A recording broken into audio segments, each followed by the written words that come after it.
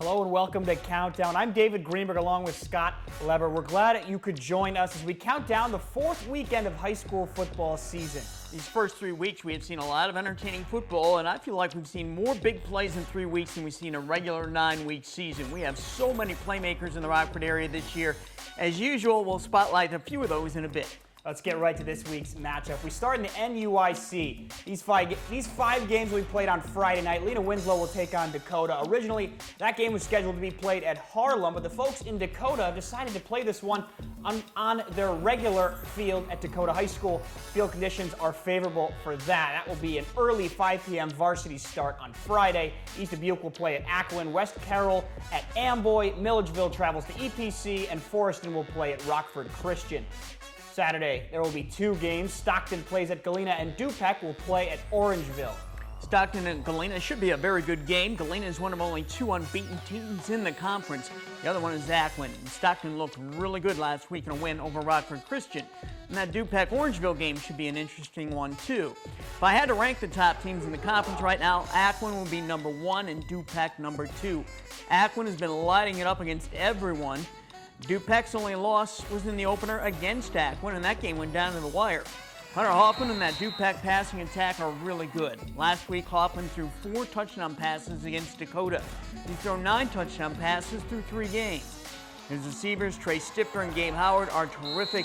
And then they throw Trenton Taylor and Jacob Fowler at you out of the backfield.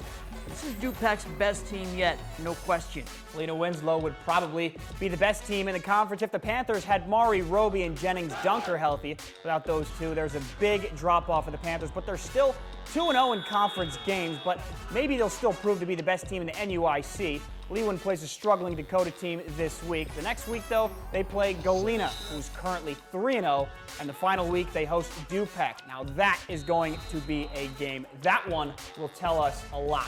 All in all, the NUIC is very competitive this year. Yeah, we've seen Milledgeville and Galena rise up. The addition of Rockford Christian adds another dynamic team to the mix. Forreston, EPC, Stockton, East Dubuque, Orangeville, I mean, those teams are all solid teams too. Well, we could say the same thing about the Big Northern Conference, how balanced it is. North Boone and Genoa Kingston appear to be a bit better than the rest of the pack, but it's too close to call. Genoa Kingston showed something by winning at Byron last week, and North Boone spread offense with Logan Emanuel at the controls. I'm not sure any team in the conference can contain that. Emanuel's thrown 8 touchdown passes through 2 games. Although North Boone's 2 opponents in those games are probably the 2 worst teams in the conference, Mendota and Rock Falls. North Boone's remaining 3 opponents will be Oregon, Stillman Valley, and Dixon. There are no slouches in that trio, so we'll have a better feel for the Vikings a couple weeks from now. They are definitely a headache for teams to defend.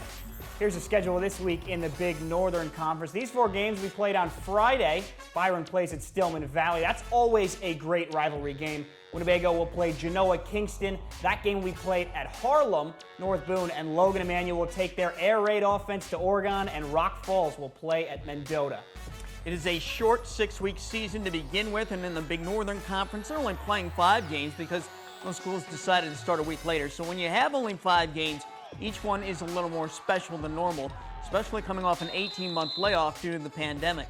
Stillman Valley coach Mike Lawler spoke to me about that after the Cardinals game last Friday.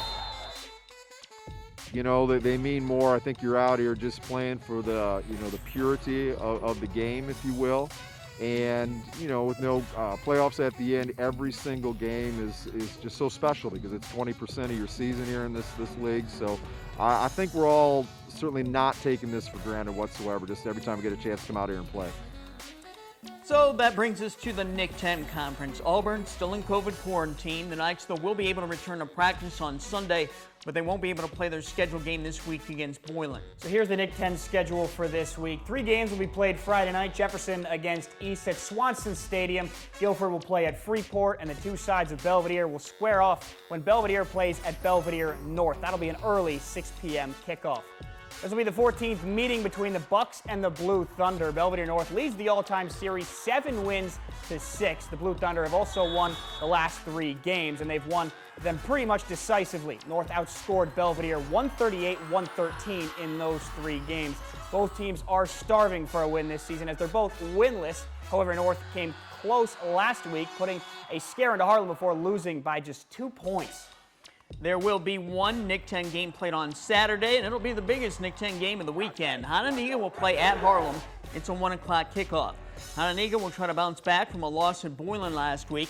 It's always challenging for a team coming off a big loss and then to have a quick turnaround right to another big game.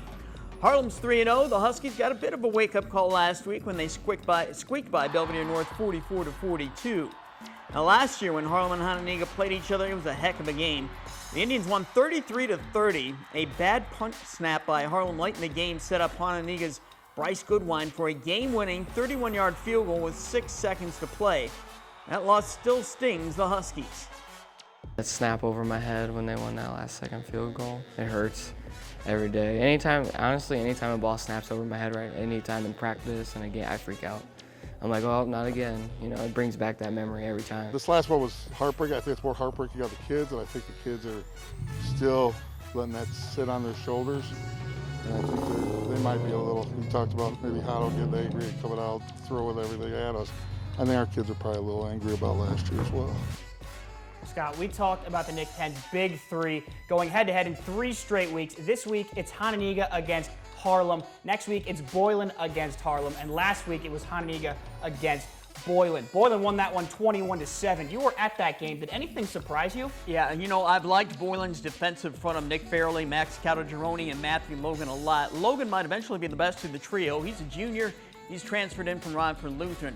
I thought that game last week between Boylan and Hanna would come down to that trio against Hanna's offensive line. And that Boylan trio won the battle with a lot of help from the rest of the Titan defense. Dan Apino had 3 picks, Daniel Contreras had a pick, and some big tackles at linebacker. As much as I liked Boylan's defense, I didn't foresee that unit or any team holding this explosive Hanna team to a total of 7 points for 4 quarters. So that was the big surprise for me. And Benny Jazz made some big plays at quarterback again for Boylan's offense. After the game, I talked with Boylan's senior linebacker and co-captain Daniel Contreras.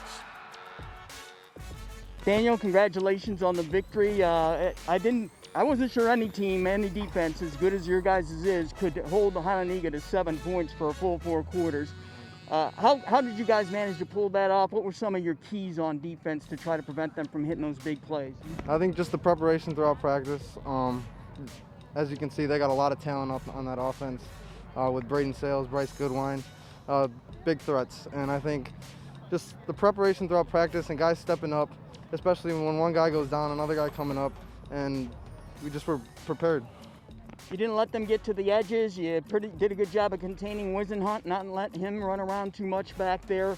Was that kind of the idea to funnel everything inside a little bit? Yeah, we wanted to contain the edges, and especially with a young Jack Kerno stepping up, containing the edge, doing his job. Even Brady Dolan Sr. Just stepping up and making a play. And you made a play. You got a pick. How about that for a linebacker? Tell me about that play. Yeah, I didn't really expect it. Just kind of it was tipped and kind of fell in my hands, and I just took off. So it was pretty cool. On the offensive side, Benny had a real nice game. Couple TD runs, TD pass there. How much confidence does it give you guys when you watch Benny do what he's doing right now? Benny Jazz he's really good. I think.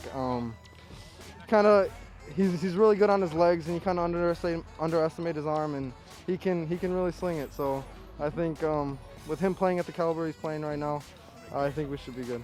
I think everybody was kind of wondering a little bit, would the heat maybe get to some of you guys a little bit, especially some of the guys on defense who play both ways. What was it like? Were you starting to feel a little gas there in the second half? I think our coaches do a good job preparing us, conditioning us well. I think we were thankful to have such a nice day out here, being the hottest day probably yet this year. And but I think we were good, and not too many guys went down with cramps or anything, so I think we were good. And here you are. You got one game your senior year, one game here at Titan Stadium on your home field. How sweet is this? How much are you going to cherish this memory of this day for the rest of your life? This game means the world to me. It means a lot to the seniors, especially coming into the year, not even knowing if we're going to have a season. And just being able to come out here, play such a good team in Hanna and such a rival, it means a lot. Thanks to Daniel for that interview. It's time to look back at some of our Week 3 stat stuffers. Ty Stiegel shows up again, the Akron running back, rushed for 230 yards and 3 touchdowns last week. Whew. Rockford Christian receiver Isaiah Johnson had a big game at Stockton. He had 9 receptions for 170 yards and 2 touchdowns. Forster running back Jordan Neuschwander rushed for 188 yards and 3 touchdowns against Amboy. He's got a defensive guy in here. How about Boylan defensive back Joey Apino having 3 picks in the Titans game against Hanna. Eastland Pearl City's Logan Nell ran for 3 touchdowns, and he had a 75-yard kickoff return.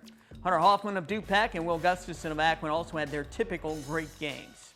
But our Week 3 MVP for the second straight week is Harlem quarterback James Cooper Jr. For the second straight week, he accounted for 6 total touchdowns, threw for 5, and ran for the other in a win against Belvedere North. Oh, and by the way, he passed for 440 yards. That's the second most passing yards by a quarterback in a single game in Nick 10 history. He's hot, I'd say. Let's count down now our top 5 plays from last weekend. We've seen this Harlem combo hook up a lot the last 3 years. James Cooper Jr. to Dominic McCarron. That play covered more than 70 yards. McCarron gets the 6.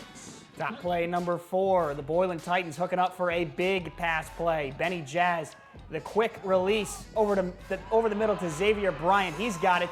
Just watch him explode here through that tackle. There is no catching number 1, a 65-yard touchdown. Top play number 3 is a crazy one. Stockton fumbles the ball on the shotgun snap. It goes right to Gage Wiebe. He returns it for a Rockford Christian touchdown. Let's take another look at how that ball wound up in Wiebe's hands. It's going to be right off the hand of Stockton's Andrew Haas. And Wiebe was probably as surprised as anyone when the ball went right to him. What a play. Indeed. Top play number 2, same team. Rockford Christian QB Caden Norquist heaves the ball up with all he's got. And on the other end, it's Isaiah Johnson who's got to step on the DB, making the catch, then keeping his balance through the tackle, and Johnson takes it in for the touchdown. He had 2 long touchdown catches in that game at Stockton. And our number 1 play this week on Countdown, Genoa Kingston of Byron setting up for a field goal. Here comes the snap. It's a wee bit high, so GK holder Rhett Klein takes off with it. And he has Evan Haig in the end zone, and Haig makes a great catch. That is keeping your cool under pressure by Klein, and a heady play and great grab by Haig. And that is our top play for Week 3. What great action. Let's find out if the weather will be great for football this weekend. Here's Candace King with our football forecast. Well, thank you so much for joining us. You know, this weekend, not going to be quite as nice as what we've had for our past Friday and Saturday football games. It'll be a little cooler for this Friday evening kickoff temperatures. While our high on Friday will make it into the lower 60s, we'll see a couple of scattered showers that could be kind of tapering off at about 6 or 7 o'clock Friday evening. A little more dry time, though, as we get closer towards halftime and then at the end of the game. You'll need the jacket because the wind will be coming in as we go through Friday evening. Saturday, a different story. Morning games are okay. Early afternoon games might be okay, but we do have a chance for rain to move in by Saturday afternoon and Saturday evening. So you are going to need the rain gear for any Saturday afternoon or Saturday evening games. Temperatures during the afternoon, upper 50s and lower 60s. It is going to get a little windy, though, with our wind coming in from the west late Saturday afternoon.